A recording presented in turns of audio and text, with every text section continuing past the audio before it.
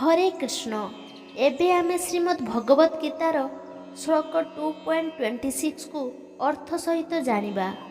अथ चैनम नित्यजातं नित्यं वा मन्यसे मृतं तथापि त्वं महाबाहो नैनं सचितुमर्हसि।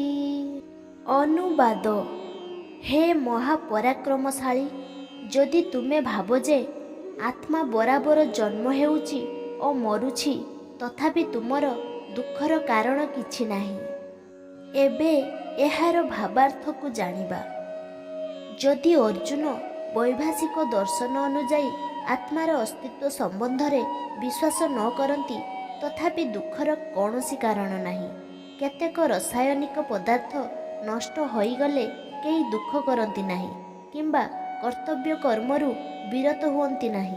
पक्षान्तरे आधुनिक विज्ञान रे तथा वैज्ञानिक जुग कौशल रे शत्रु उपरे विजय हासिल करने निमित्त अपर्याप्त परिमाणर रासायनिक पदार्थ नष्ट हेउछि।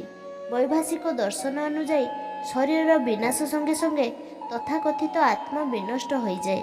तेणु जेकोसी दिगरु विचार कले अर्जुन वैदिक मतामत अनुजाई एक अणु आत्मा अछि बोली ग्रहण करती किंबा आत्मार अस्तित्व नाही ए मतवाद को ग्रहण करती, ताहाहेले भी तांकर दुख करिवार कौनसी कारण नाही।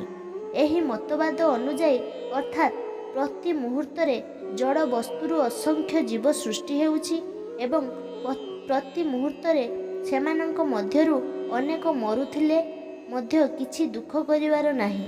अवश्य एतद्वारा अर्जुन आत्मार पुनर्जन्म रे बाधा सृष्टि करुनाहांती। तेणु तांकर पितामह भीष्म और गुरु द्रोणों मृत्यु से जे पापकर्म रे प्रतिक्रिया रे लिप्त हेबे ए आशंका करिबा उचित नुहे।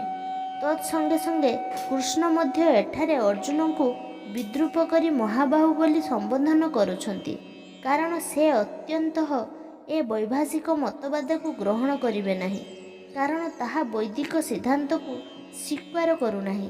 क्षत्रिय हिसाब रे अर्जुन वैदिक संस्कृति बा सभ्यतार अंतर्गत एवं तदनुजाई से वैदिक सिद्धांत को ग्रहण करिबा उचित।